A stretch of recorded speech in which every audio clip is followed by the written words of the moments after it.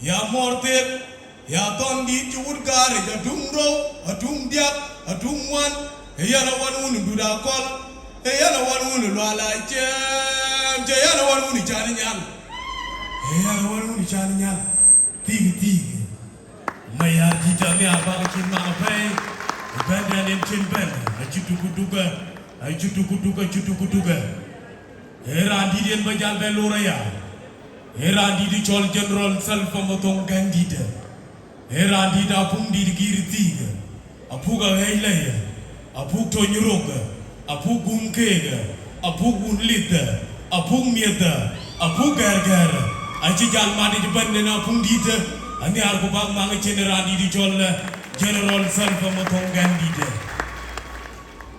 era nen bajal be nyog lure koy kwandi di ka tiega pa era di payin tiega payin chiro de pik payin chiro de tilla era di chol ustaz al mukhadram al murshid junub sudan era di chol al khan radi payin tiega honorable ustaz louisa nan kwindi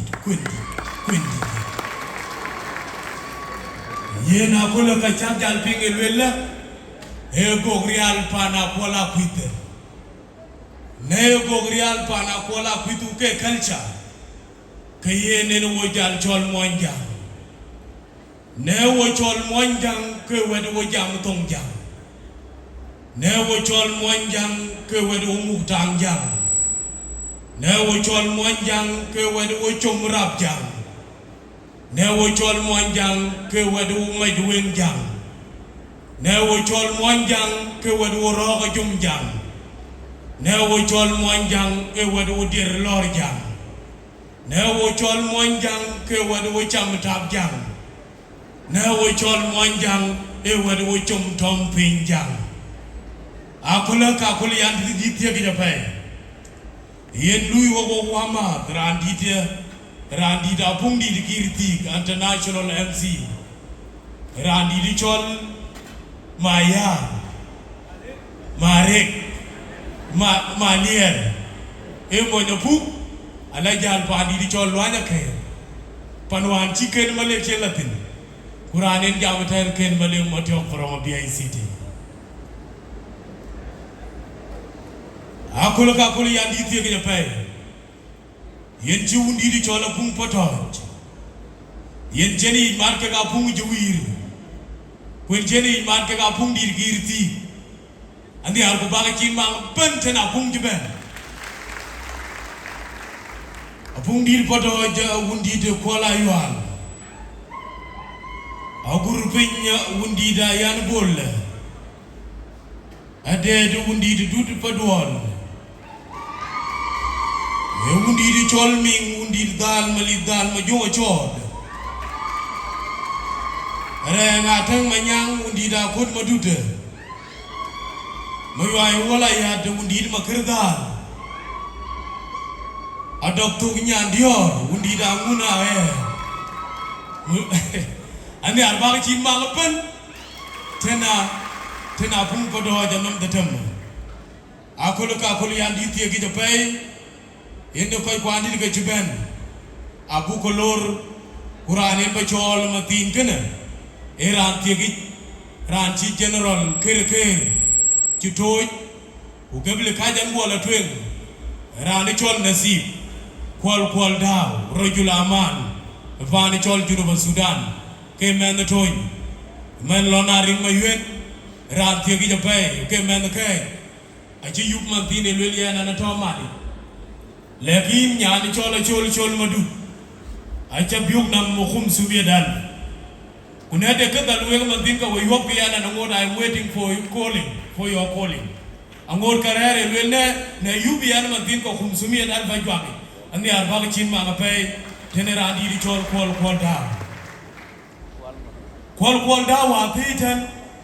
Achene ka panani na achika byuk. Achika byuk 10 milyon. Umbare da. 10 milyon na panani ni Tonj pa na wer pa na chin panana tinga ko chin panani na da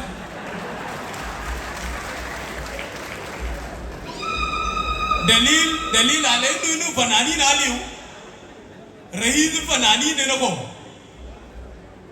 Oh, Japan? Okay. Okay. Yen a chipio miat wana ya. Kuchene ke panan mayun kama kon. A chipio million. Kwa kola chene ka Achol Chol Madut. A chipio sumia kwa chikai. Ilweli yan woto nyeruna. Ya ye Tonj, ya yan Kol Manu. Kwe manchi Neman je Kol Manu jene gwa loe kia. Kol Manu tingde nyana biye. Kunera anu ni enti ja dieg nyan Tonj.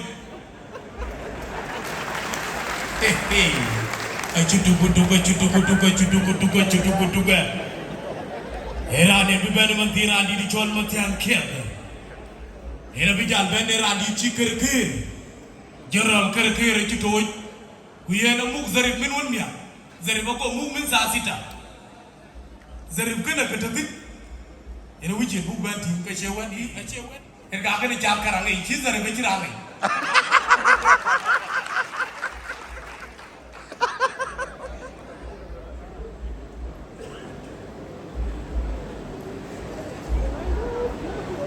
We got some more to pay. General Kirkir. General Fruit Britain, and I'm about teen gelatin.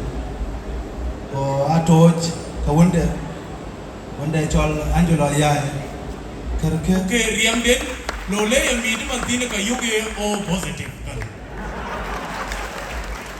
So, we got chocolate the pie. We mantin kena we gaba kaya galai di do boko pay we wunde di chol Tonj yende akopa yende chiwama da chiko kwenonda we mantin chen zaman dangalaka la ku dangalaka ba MC abachol ku bebana twenke go barnamij ku bertokol awiche bukwel bedel tawo nam nial ka joku min pin bila nial la na chi pat boko dit biga jam e karasini I don't want today. Ayuh buku ini big jam, kujia kala erer, big jadian. Badak we ring pina, we gacha kalip, manage. Ino asyik wacu we jam, dah kini we belum jam kau dicok. Asyana lela agal kek amar bupin, kau jual loe ke. So bertukar juga yani. Kupal kupin, lewo. Cukurun mang cintera ni dicol ke maling matiok perama BICT. Dicukulit, we cukulit. Engkau cili orang kaya ni kaya randi dah biar aku maafkan tak dengan ane jiran kaya kedon. Lui luarnya kaya bela Warrap, kolar Kongo, kolar Noya dia kaya dia, ini main terliu luarnya kaya kebitu. Alah kan dia kedon. Kaya mesti ni kam tirul biu dan kalau randi coba ben. Ikut pencol tu jalala kekeran ben. Wajib ben mandi di mana ken, ikut aku kali dia kagum mana ken. Kemudian mana ken mandi di maru kue bomber. Jibati kamna kena debang Gogrial State. Wen kamane bandi la jek bandi maruf chol General Santino koda bima ke. Ache benda dan kowe pandi chol to mo bi bai beti. Ayen General Santino koda bima ke mo kini di benda dan kowe. Di chuglor ba to ko ban. Syukur welcome. Kam tina won kowe kala ko tin ki lewe pa chol tun. Ugai cilok la ko panan kabir ko da ko ne cilok ben ke ga kwai tok ke de yin ni aro kwai tok ke yin ni aro ko da ko ne ben ke ne kwai tok kan kwai tok wara pingwa ke kini jale ga na ko le na kwai tok kan yin ni aro kwai tok ke yin ni aro ko da ko en kan aye ni ben dan ko ko mani ya kam tin ran di de pin dan secretary general ke di Tonj community general ke di Tonj community ta juba dan ben yen ko mani ran di maru ko PhD. Because aku mandi di Tonj kau mungkin nak kat piut. Community leader zatu ran di piut ni ran di kongpiut Warrap ngit maru ber kalam dengan Warrap. Kuci kan naib zatu PhD holder, diktor. Kuci kan secretary general zatu, sebab lo PhD holder, diktor. Baik pada kat piut. Ran di col diktor maling agai secretary general kan Tonj community. Incung mau pada kau bagi. Welcome. Amania. Oh sorry, rana chol madal malinga gay. Malay bay, ichulur ko bataw ko. Amani radi, walang radi nyanakin cigay.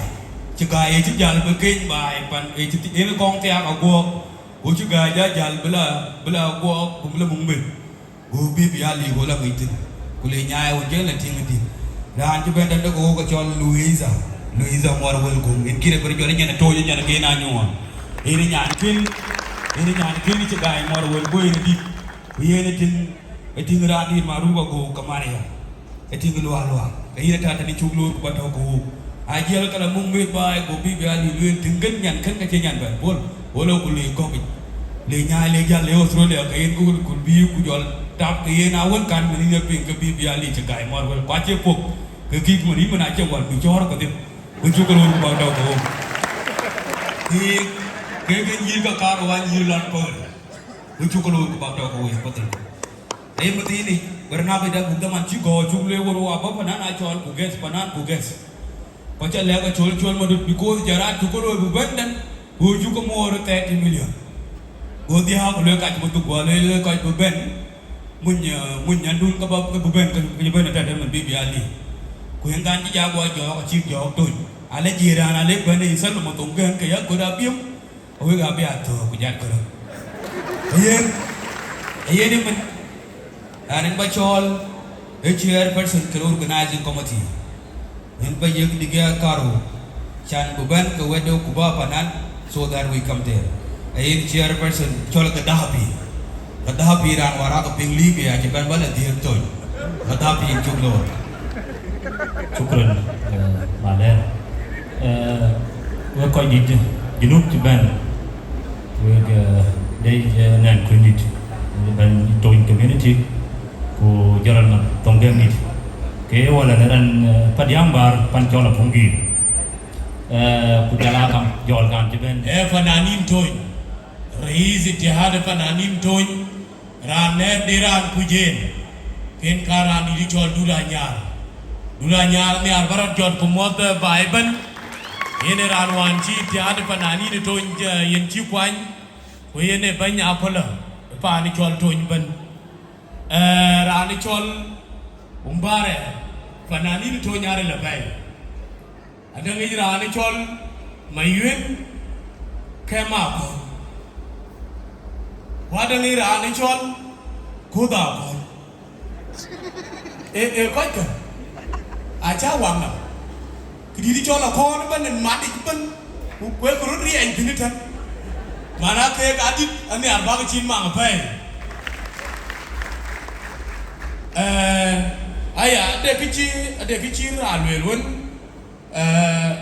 nyan kene chigai a jiben pa ni chol Texas Bebagar Texas Los Angeles San Francisco Washington DC la hade beben akola ani ar akwaki kwa yit ba chin jam yal ka tingu toy yit ba mangi chena pay Louisa Morwell ani ar ba chin ma pay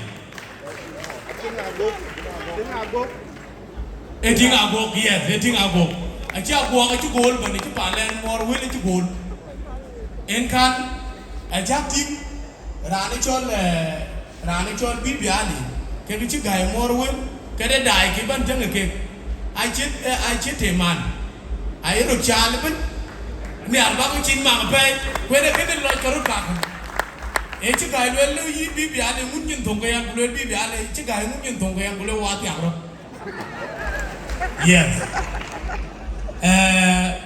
mai ka ba yi ka wa ma ta chan bi panan bi ban chol panan garam kual majul in chuk chol bo opening song about kitilo so that we continue the rest of the program garam kual majul panan in chuk lor so that you continue the rest of the program